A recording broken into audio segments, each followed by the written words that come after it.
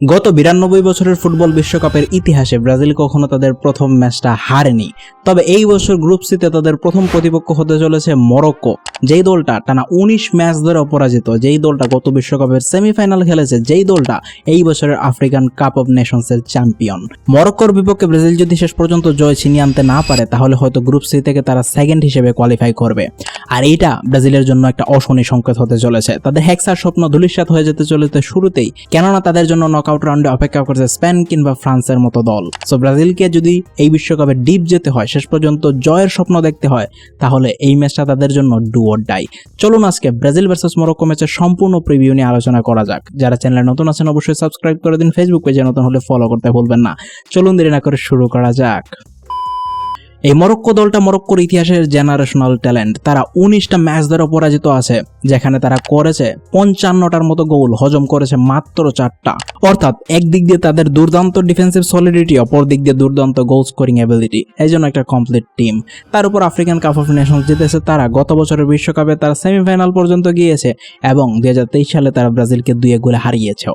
এখানে ব্রাজিলকে খেলতে হবে দুর্দান্ত একটা ম্যাচ, কিন্তু এই ম্যাচে ব্রাজিল পাচ্ছে না তাদের স্টার তারকা নেইমার জুনিয়রকে।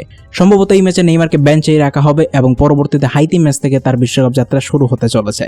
সো এই ক্ষেত্রে ব্রাজিলের দায়িত্বগুলো চলে আসছে ভিনিসিয়াস জুনিয়র, রাফিনাদের কাছে। তাদেরকে পারফর্ম করতে হবে। আমরা যদি হেড টু হেডের দিকে তাকাই, তাহলে এই দুই দলের মধ্যে কিন্তু বিশ্বকাপের ম্যাচগুলো আসলেই ইন্টারেস্টিং হয়ে যায়।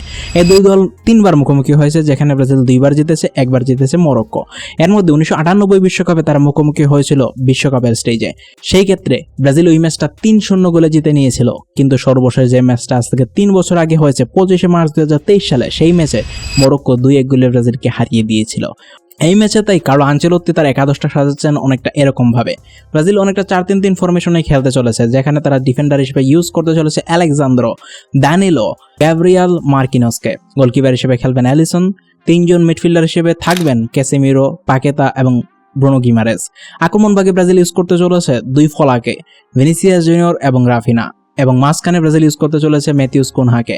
সো ব্রাজিলের জন্য এই 11টা সিলেক্ট করার মূল কারণটা কি? প্রথমত, ব্রাজিল এই ম্যাচে হাই প্রেসিং ফুটবল খেলবে, যার কারণে অনেক বেশি ওয়ার্কলোডওয়ালা প্লেয়ার ব্রাজিলের প্রয়োজন। এই ক্ষেত্রে তারা ম্যাথিউস কুনহাকে সিলেক্ট করেছে। ব্রাজিল তাদের ডিফেন্সটাকে স্ট্রং করার জন্যই আলেক্সান্দ্রো এবং দানিলোকে নিয়েছে। এই ক্ষেত্রে তারা ইভানেজ এবং ডগলাস সান্তোসকে তুলনামূলক কম গুরুত্ব দিয়েছে। এই হিসেবে কারণ আনচেলোত্তি মনে করেন যে তুলনামূলকভাবে দানিলো এবং আলেক্সান্দ্রো বেটার ডিফেন্ডার। আমাদের বুঝতে হবে মরক্কো কি ধরনের ফুটবল খেলে। দেখুন, মরক্কো অনেকটা কাউন্টার অ্যাটাকিং বেসড ফুটবলই খেলে থাকে। তাছাড়া খুবই হাই প্রেসিং বেসড ফুটবল খেলে, আর কখনো কখনো তারা মিড ব্লকে ফুটবলটা খেলে থাকে। সেক্ষেত্রে তাদের কিন্তু কাউন্টার অ্যাটাকিং মূল অস্ত্র হয়ে ওঠে। এই দলটার মূল আক্রমণ হয় উইং দিয়ে। এই জন্য ব্রাজিলের জন্য মূল সমস্যা হতে চলেছে বাঁ দিক দিয়ে, অর্থাৎ আলেক্সান্দ্রোর উপর প্রেশার অনেক বেশি হতে চলেছে, কেননা ওই দিক দিয়ে খেলছেন মরক্কোর 2জন স্টার প্লেয়ার আশরাফ হাকিমি এবং ব্রাহিম ডিয়াজ।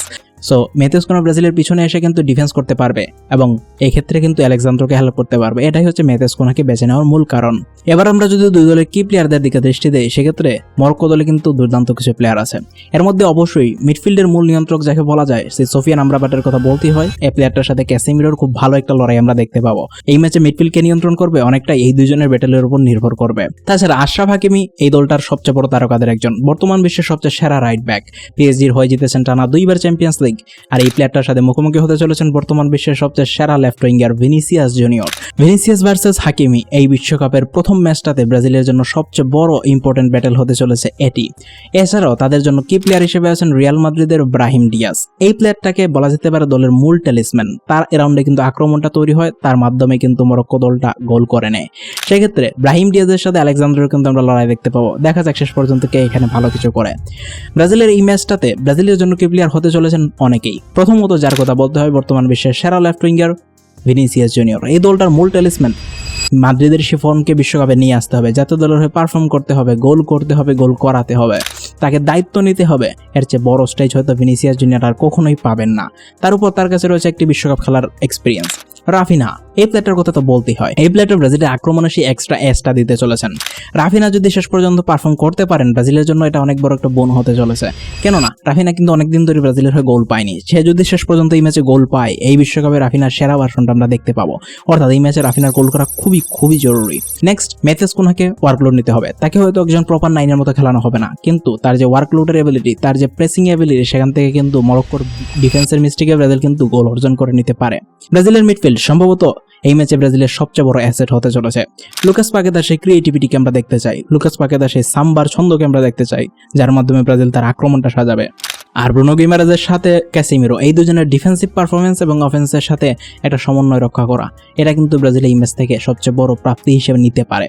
চলুন এবার রিসেন্ট পারফরমেন্সের দিকে তাকানো যাক। মরক্কো দলটা 19 ম্যাচ ধরে পরাজিত। তারা অনেকগুলো স্ট্রং টিমের সাথেও খেলেছে, দুর্বল টিমের সাথেও খেলেছে।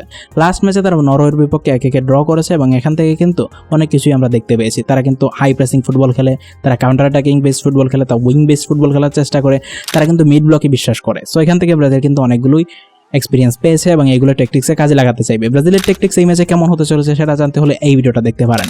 আর ব্রাজিলের দিকে যদি আমরা তাকাই, তারা লাস্ট 5টা ম্যাচের মধ্যে 3টা জিতেছে, যেখানে কিন্তু ব্রাজিল 13টা বেশি গোল করেছে। সো এটা কিন্তু ব্রাজিলের জন্য অনেক বড় একটা প্লাস পয়েন্ট। যদিও তারা গোলও হজম করেছে অনেকগুলো। তারা কিন্তু ফ্রান্সের বিপক্ষে হেরেছে, কিন্তু দুর্দান্ত পারফরমেন্স করেছে তারা ক্রোয়েশিয়া, পানামা এবং ইজিপ্টের বিপক্ষে।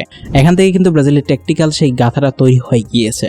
সো ব্রাজিলের জন্য সবচেয়ে বড় সুসংবাদ, মরক্কো পাচ্ছে না 2জন তারকাকে। এর মধ্যে একজন তারকা ব্রাজিলের জন্য সমস্যার কারণে হতে পারতো, আবদে, যে কিন্তু তাদের লেফট উইংয়ে খেলে থাকে। এই প্লেয়ারটা যদি খেলতো তাহলে দানিলের উপর এক্সট্রাঅর্ডিনারি প্রেশার থাকতো। তুলনামূলক খুবই স্পিডি এবং ভালো একজন প্লেয়ার। শেষ পর্যন্ত এই আবদে আজাজুলি এই বিশ্বকাপ থেকে অনেকটা ছিটকে গিয়েছে। তারা পাচ্ছে না নায়েফ আগুয়ার্ডকে।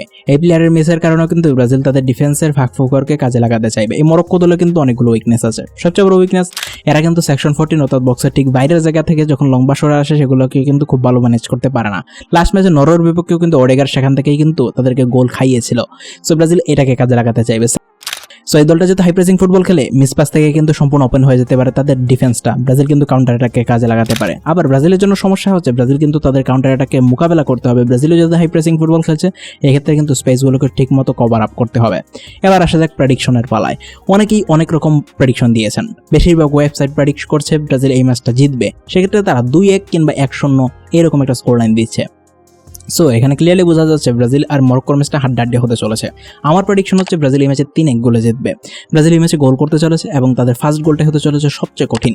এই গোলটা অর্জন করে নিলে এরপরে তারা ম্যাচটা কন্ট্রোল করা শুরু করবে। এই গোলটা অর্জন করে নিলে এরপরে ব্রাজিলের ফুটবলটা অনেক সুন্দর লাগবে। প্রথম গোলটা যে কোনোভাবেই তাদেরকে অর্জন করতে হবে। এক্ষেত্রে অ্যাটাকারদের প্রিসিশন দেখাতে হবে। তারা যদি গোল মিস করে তাহলে কিন্তু তাদের এগিয়ে যাওয়া সম্ভব হবে না। আর আবারও বললাম, এই ম্যাচটার গুরুত্ব কিন্তু অনেক অনেক বেশি। এই ম্যাচটা জিততেই হবে। এই ম্যাচটা জিততে তাদের কিন্তু এই গ্রুপে টপ হয়ে কিন্তু পরবর্তী রাউন্ডে যাওয়া সহজ হয়ে যাবে। সেক্ষেত্রে তারা স্পেন এবং ফ্রান্সকে এড়িয়ে যেতে পারবে এবং লম্বা রানে তারা এগিয়ে যেতে পারবে। সো কার্লো আনচেলত্তির এই 11-এর ক্ষেত্রে আমরা সেকেন্ড হাফে অনেক ভালো কিছু পরিবর্তন দেখতে পেতে পারি। আমরা এনরিককে দেখতে পেতে পারি, যিনি কিন্তু প্রিসিশনের মাধ্যমে ব্রাজিলকে কয়েকটা গোল অর্জন করে দিতে পারেন। আবার আমরা দেখতে পেতে পারি লুইস এনরিকেকে সেকেন্ড হাফে, যিনি কিন্তু সুপার সাব হিসেবে ব্রাজিলের জন্য অনেক বেশি গতির সঞ্চার করতে পারেন। তাছাড়াও মেথেস কুনহার জায়গায় আমরা কিন্তু ইগোর থিয়াগোকেও এই ম্যাচে খেলতে দেখতে পেতে পারি। গ্যাব্রিয়েল মার্তিনেল্লি অনেকগুলো ম্যাচেই কিন্তু তিনি সুপার সাব হিসেবে নেমেছেন এবং তিনি কিন্তু ব্রাজিলের জন্য কাজে লেগেছেন। এই প্লেয়ারটার দিকেও দৃষ্টি দিতে হবে। তো ব্রাজিলের ডিফেন্সের ক্ষেত্রে দানিলো এবং আলেক্সান্দ্রো যদি শেষ পর্যন্ত পেরে না ওঠেন, এখানে সেক্ষেত্রে হয়তো আমরা রজার ইভানেস এবং ডগলাস সান্তোসকে দেখতে পেতে পারি। সো এই হচ্ছে ওভারঅল সিচুয়েশন। ব্রাজিলের কার্লো আনচেলত্তির ট্যাকটিক্সগুলো এই ম্যাচে ব্রাজিলের রেজাল্টকে নির্ধারণ করে দেবে। প্লেয়ারদের পারফর্ম করতে হবে, প্লেয়ারদের চাপ ছাড়া খেলতে হবে। বেশিরভাগ প্লেয়ারই কিন্তু এক্সপিরিয়েন্স, বেশিরভাগ প্লেয়ারই কিন্তু গত বিশ্বকাপে খেলে ফেলেছেন, বেশিরভাগ প্লেয়ারই ক্লাবের হয়ে নিজেকে প্রমাণ করে এসেছেন। তাদের কাছে আক্রমণভাগে ভিনিসিয়াস জুনিয়র এবং রাফিনার মতো রত্ন রয়েছে। তাছাড়াও তাদের ডাগ আউটে রয়েছে কার্লো আনচেলত্তির মতো একজন মাস্টার মাইন্ড। এখন কিন্তু আর অজুহাতের সুযোগ নেই। কেউ বলতে পারবে না ব্রাজিলের ট্যাকটিক্যাল সমস্যা রয়েছে, কেউ বলতে পারবে না ব্রাজিলের প্লেয়াররা এক্সপিরিয়েন্স নন, তারা চাপ নিতে পারছেন না। এবার ব্রাজিলকে পারফর্ম করতে হবে। আপনার মতামত কমেন্টে জানিয়ে দিন। এই ম্যাচে আপনার মনে হয় কিভাবে ব্রাজিল ম্যাচটা জিততে পারে, কত গোলে জিততে পারে, কিরকম প্রেডিকশন হতে পারে, আপনার কমেন্টে জানিয়ে দিন। আর পরবর্তীতে কোন টপিকে ভিডিও দেখতে চান কমেন্টে জানাতে ভুলবেন না। আমরা 50 এর খুবই কাছে আছি, সো প্লিজ সাবস্ক্রাইব করে দিন। ফেসবুক পেজ থেকে দেখলে ফলো করতে ভুলবেন না। পিছনের জার্সিগুলো অর্ডার করতে চাইলে ডেসক্রিপশন এবং ফেসবুক থেকে দেখলে কমেন্ট থেকে অর্ডার করতে পারেন। Thank you for watching this video.